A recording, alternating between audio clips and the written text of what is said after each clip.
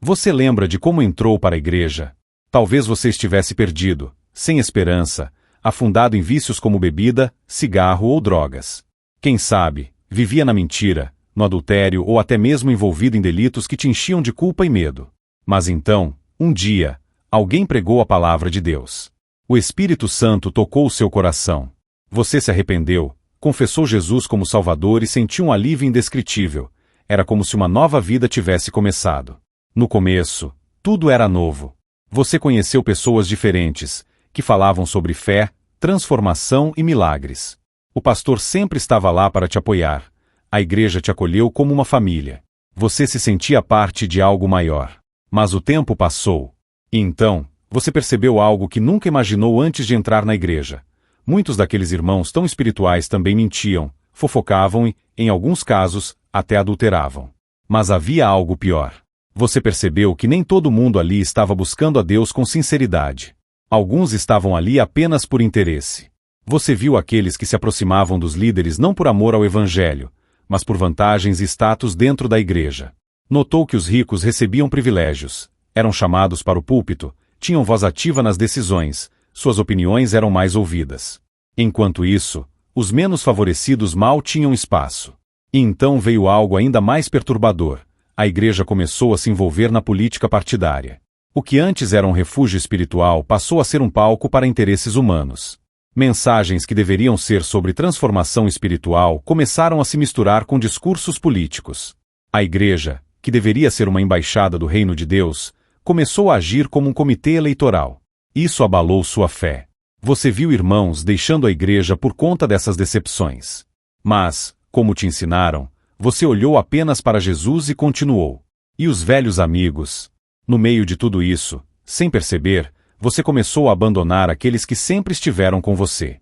Os amigos da infância, aqueles das primeiras brincadeiras, das risadas nos corredores da escola, das aventuras dos primeiros anos da juventude, todos foram ficando para trás.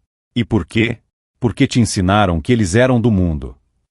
Que eram más companhias. Mas será que eram mesmo?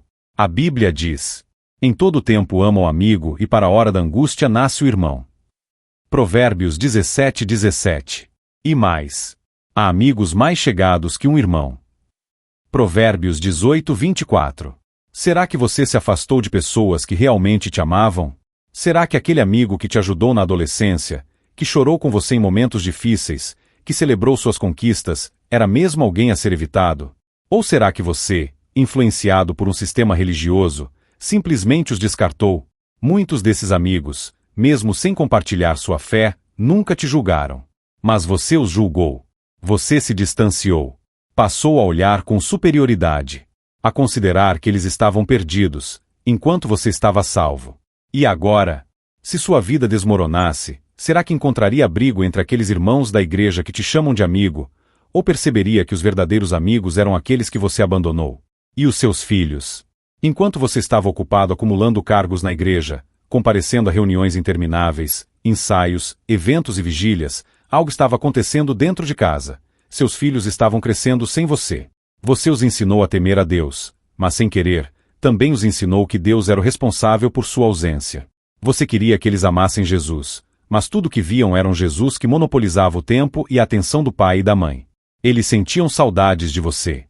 Mas toda vez que pediam para brincar, ouvir uma história, sair para passear, a resposta era sempre a mesma. Agora não, filho. Estou indo para a igreja. Depois conversamos. Agora estou resolvendo algo do ministério. Papai precisa servir a Deus. Mas será que servir a Deus significa abandonar aqueles que Ele te deu para cuidar? A Bíblia ensina. Mas se alguém não cuida dos seus, especialmente dos de sua própria casa, tem negado a fé e é pior do que um incrédulo. 1 Timóteo 5:8. Quantos filhos abandonaram a fé porque nunca viram Deus dentro de casa, apenas na igreja? Quantos cresceram vendo um pai espiritual no púlpito, mas ausente no lar? Você os perdeu para o mundo, mas será que realmente foi o mundo que os afastou, ou foi a sua ausência? Então, você se acomodou. Sem perceber, começou a aceitar a escassez financeira como algo normal. Afinal, diziam que ser pobre era sinal de humildade e que buscar uma vida melhor era coisa de gente gananciosa. Você começou a acreditar que ter um casamento infeliz fazia parte da cruz que precisava carregar. Que trabalhar num emprego estafante e mal remunerado era parte da provação. Você acumulou cargos na igreja. Líder disso, responsável daquilo. E foi se sobrecarregando, achando que era para Deus, enquanto sua casa, sua saúde e seus sonhos iam ficando para depois. A igreja que um dia te libertou, agora pode estar te anestesiando.